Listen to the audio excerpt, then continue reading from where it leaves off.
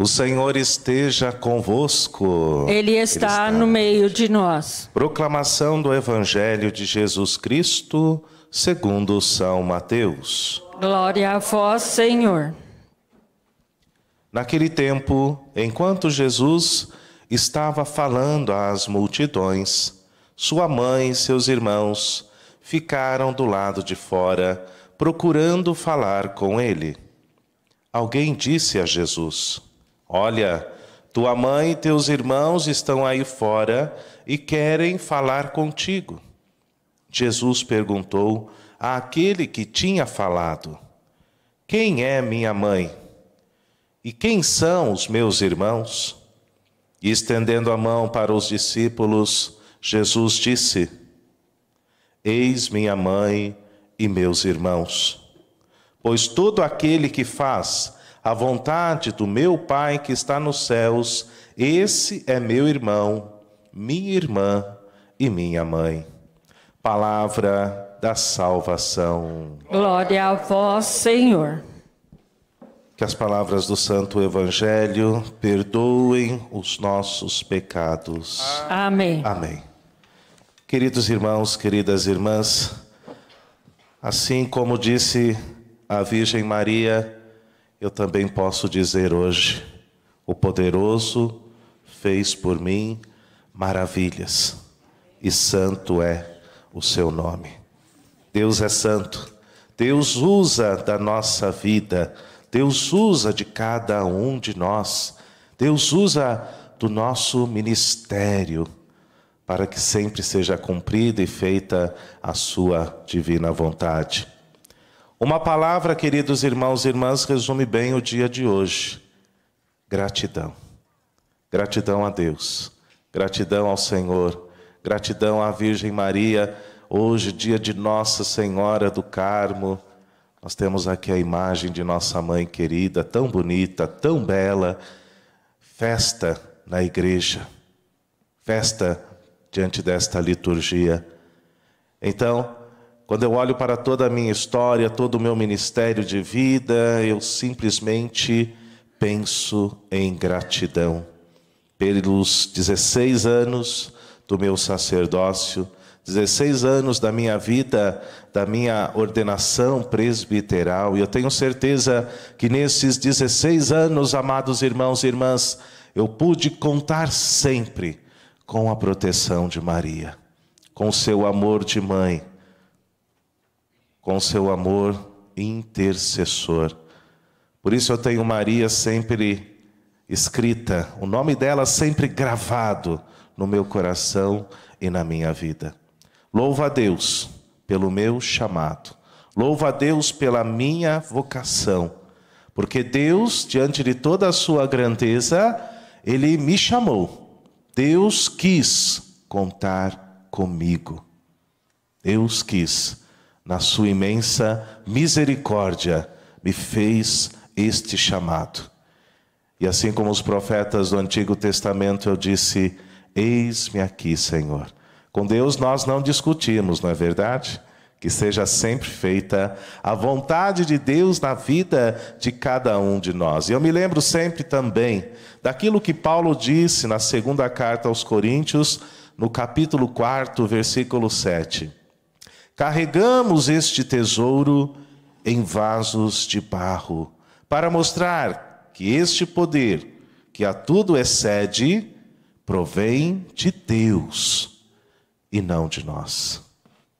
É Deus quem chama, é Deus quem capacita, é Deus que nos envia para a missão, e foi o Senhor que me fez esse chamado. Por isso, gratidão a Deus, gratidão aos meus pais que me deram a vida, gratidão a esta igreja instituída pelo próprio Cristo Jesus, porque é através dela que eu vivo o meu ministério.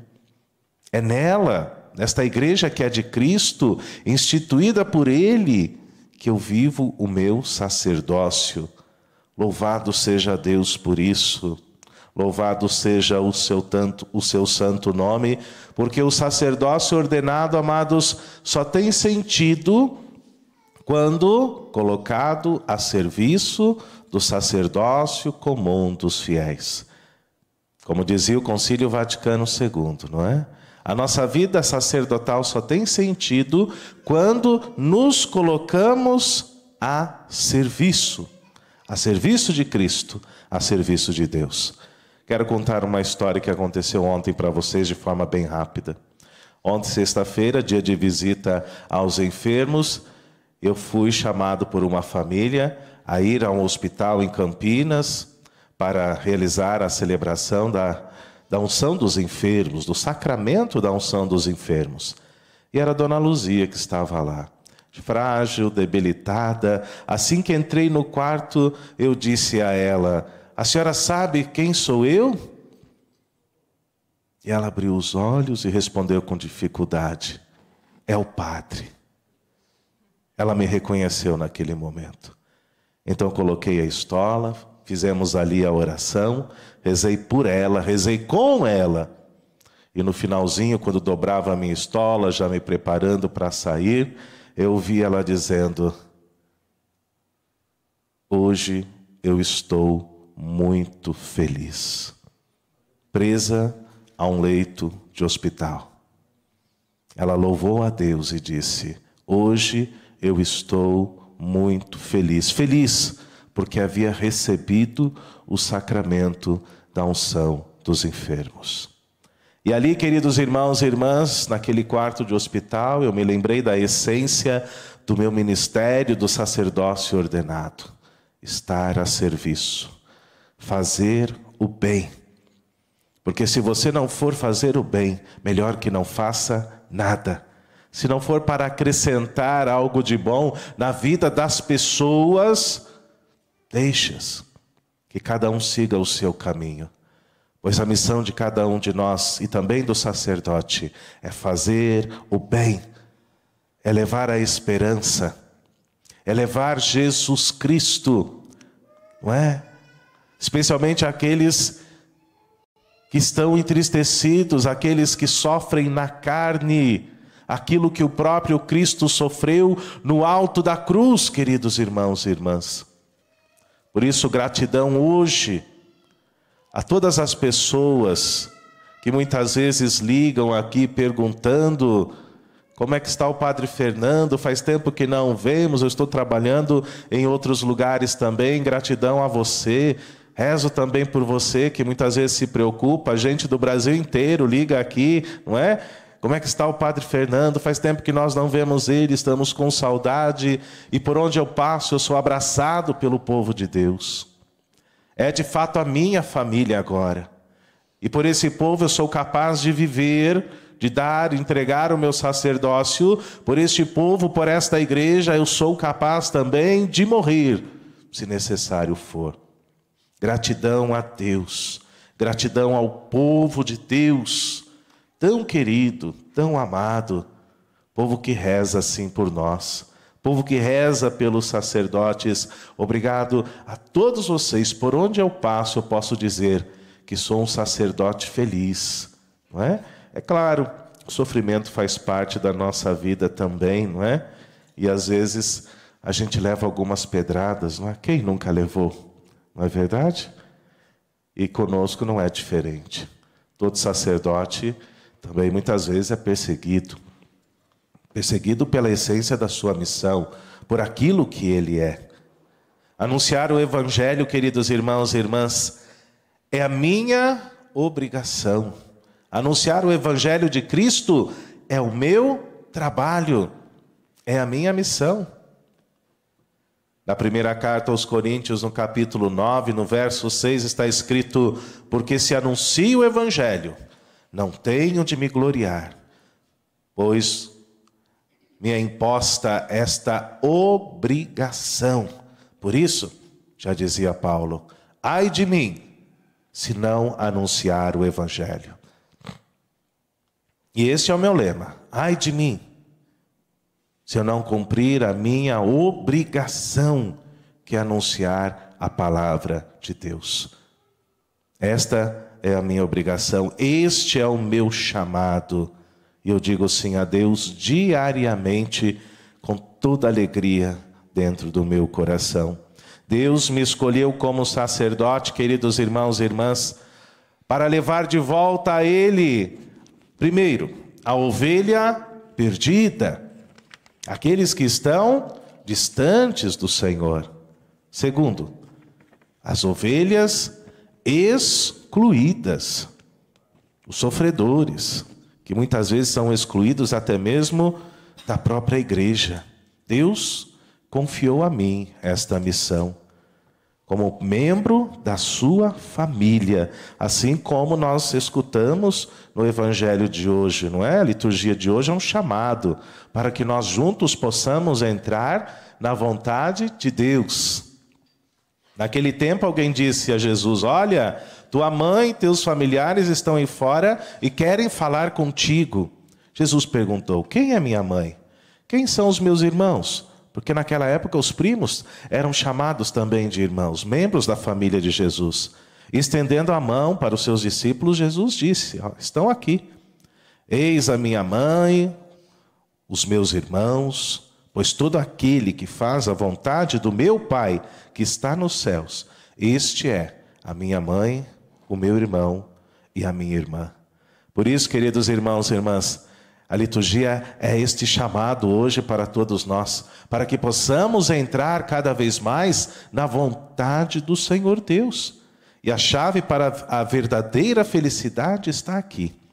Que seja feita cada vez mais, não a minha vontade, mas a vontade de Deus.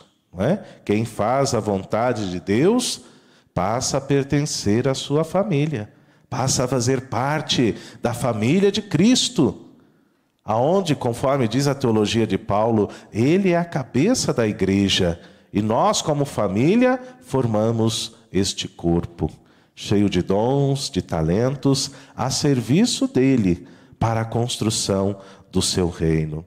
Maria é modelo também para todos nós. Ela que diz: eis aqui a escrava do Senhor.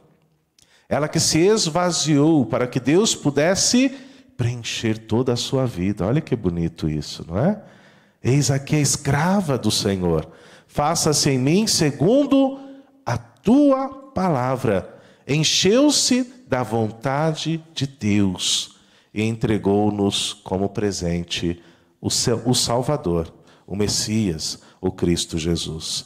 Quem vive na divina vontade é capaz de dizer as mesmas palavras de Paulo, aquilo que ele disse lá em Gálatas 2, no verso 20: já não sou eu quem vive, mas é Cristo quem vive em mim. Esse deve ser o nosso objetivo de vida, entrarmos na divina vontade, para que Cristo viva em nossa vida, para que possamos fazer o bem às pessoas, não importa qual seja a sua vocação, o seu chamado, o importante é justamente isso, queridos irmãos e irmãs, que possamos nos unir para construirmos um lugar melhor para todos nós, para todos vocês e para todos os vossos filhos. Santo Agostinho já dizia: é preciso ter fé nesse Deus. E para que a divina vontade possa acontecer em nossa vida, é preciso que sejamos uma folha em branco, não é? Onde Deus seja capaz de escrever nela aquilo que Ele quer. No começo eu confesso, é difícil fazer a divina vontade. É uma violência, não é? Contra a nossa humana vontade. É rasgar o coração e deixar que Deus escreva aquilo que Ele quer. E você assinar embaixo: eu aceito, eu confio, eu quero entrar cada vez mais nesta divina vontade. Que o Senhor hoje interceda, cuide de nós juntamente com Maria Santíssima, com Nossa Senhora do Carmo. Que Maria cuide de nós, interceda por nós, como mãe que tanto nos ama, ela que deu a sua vida, ela que confiou no Senhor, no seu chamado e sempre viveu com fidelidade a divina vontade na sua história. Louvado seja nosso Senhor Jesus Cristo. Para sempre seja louvado.